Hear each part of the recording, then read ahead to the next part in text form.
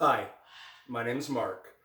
Like the rest of you, I am stuck in my self-isolation from the coronavirus, COVID-19.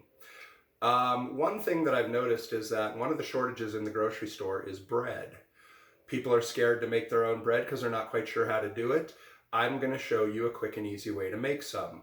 I have been a professional baker in my life, so I'm going to give you a quick and easy recipe. However, before we do that, I'm going to show you how to basically, one of my birds is in the bedroom laughing. Before we do that, I'm going to show you how to extend your yeast. You can go buy those little packets of rapid rise yeast at the grocery store. I'm going to show you how to do that so you only ever have to buy one or two of those, and you can keep a supply of yeast that works for you essentially forever. So let's get started with the yeast and the starter, and then we'll move on to the bread. All right, so making a yeast starter that will last forever if you feed it and take care of it. You see I have on the counter some sugar. That tub contains unbleached white flour.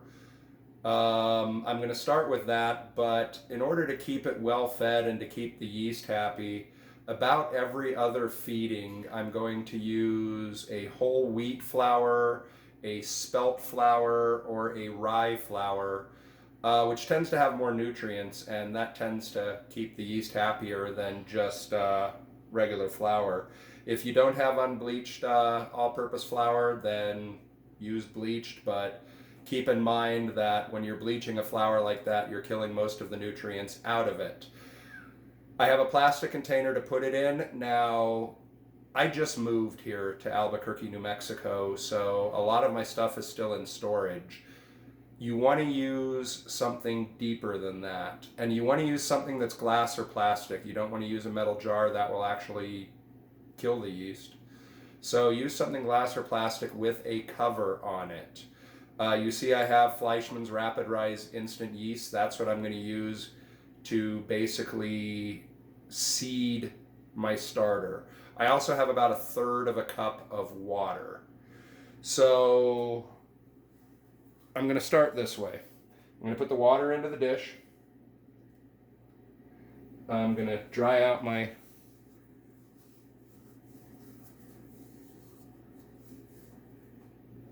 measuring cup. I'm going to put in about an equal amount of flour. This is a 50% mix here. All right, so from there, I'm now going to add sugar. Sugar is basically the food for our yeast to eat. You can make a starter using only flour and water, but you've got to give it a couple weeks for everything to form and for it to start to ferment. So the sugar is basically what we're going to use to feed it. In this case, I'm only going to put in a half a tablespoon of sugar. Now I'm going to take my yeast. I'm going to cut open the package. And in the yeast goes. Now, I am going to apologize for the production values here for the simple fact that I don't have anyone helping me this because we're supposed to socially isolate, so can't have a cameraman over. Forgot to pull out my spatula. Here's my spatula.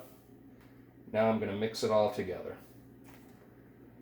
Now, if this comes out too doughy, I'm going to add more water to it. If the water is good in your town, you can use tap water. Otherwise, just go buy some purified water and you'll be fine. This is not going to come out too doughy, so it's going to be fine. And I'm going to mix that up good. Give it a chance to all blend together. Give that yeast something that it can eat.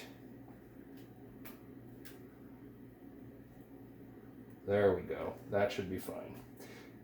Toss that into my sink. Now here's my cover. I am not going to seal this onto my yeast mixture. I'm just going to lay it flat and let it cover. I'm not going to click it down. It can just come right off.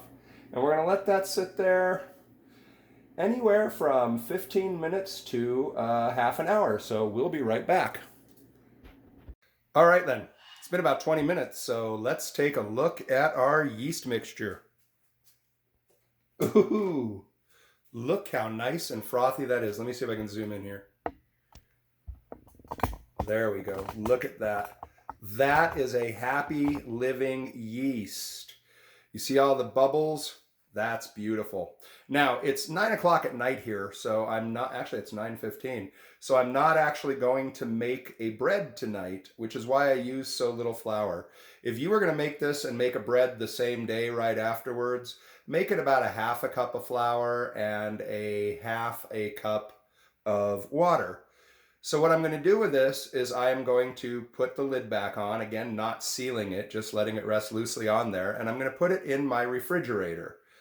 It's going to sit in my refrigerator till tomorrow morning. I'm going to take it out and I'm going to, since I use so little flour and water, I'm just going to add about another third a cup of flour and another third a cup of water to it.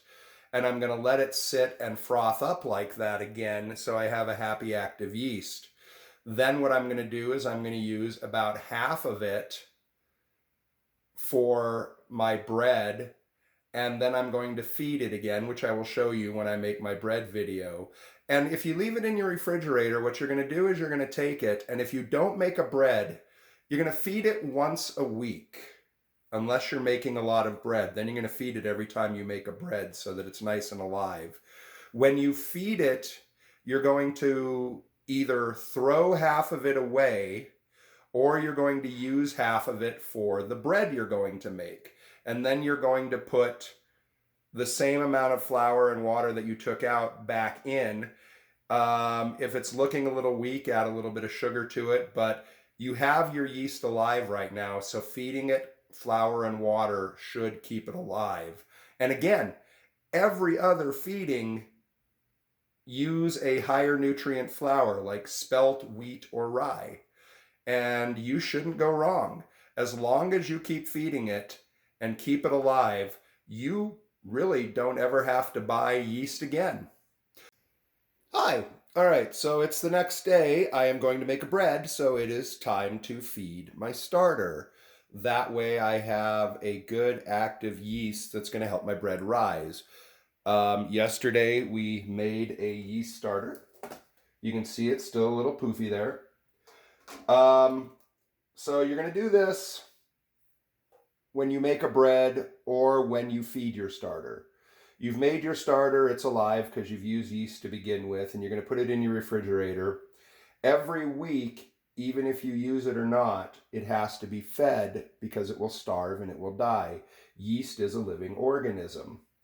So what we're going to do is we are going to feed it. Since I'm making a bread, I'm going to take this and I'm going to use it to separate this in half. If you're not actually planning on making a bread that day, you're going to throw half of this yeast away. The reason you're going to do that is because if you keep just adding to the yeast, eventually you're going to have a monster that is just too big for you to handle. You don't want that. Now, I only used a third of a cup of flour yesterday because I knew I was going to be feeding it exactly today. So here's the stuff that I'm going to be using for our bread. Put that aside because that's a separate video. Here is the yeast that I have left. What I'm going to do to feed this yeast now, that's going to go into our refrigerator, this is a third cup. I'm going to make this a little bigger than I need it to be at this point. So I'm going to put in 1/3, 2/3. And again, eventually when I get it out of storage, I'm going to transfer this into a much higher dish because it's going to rise and it's just going to start getting all over the lid, and that's going to be disgusting. If you have good tap water, you can use tap water. Otherwise, again, use purified water that you can buy in a bottle at the grocery store. I have one particular sourdough starter that I have kept around for decades. And nowadays when I'm feeding it, I'm using Sprouts purified water for that one. But for this, this should be okay with Albuquerque tap water. So, forgive me for getting in front of the video. Since it's going into the fridge, I'm using cold water because I don't need this to be very active while it's in the fridge. It's going to hibernate in the fridge, and that's exactly the way I want it. All right, I'm only going to put 1/3 of a cup of that in. I'm going to mix it up. Now, if it comes out too doughy, I'll add a little more water. But I want to see what this comes out at right now. I like to keep it a little thicker and a little less liquid. It makes it easier to work with when it's time to work with. This is a little too doughy, so I'm going to add a bit more water.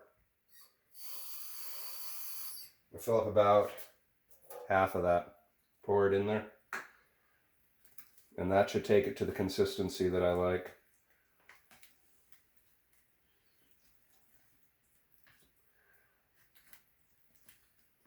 It's a little bit messy. Once that's mixed up, that's going to go into the refrigerator. And again, if I don't make a loaf of bread, I'm going to feed it every week. But I'm going to watch it every 3 or 4 days, and I'm going to look for a liquid forming on the top of it. And if you get a greenish or brownish liquid forming on the top of it, that is alcohol. It's not alcohol you ever want to drink because it tastes bad. But what it means is that the yeast is starving to death and you need to feed it. So check your starter every 3 or 4 days and make sure it's not starving. If it is, just feed it that day. And again, you're going to throw away half of it and you're going to feed half of that back into it. Or excuse me, that amount back into it. There we go. And we have it.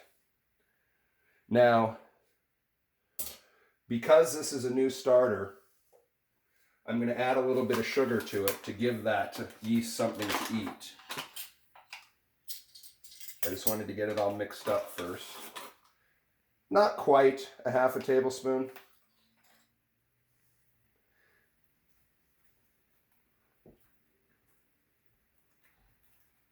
There we go.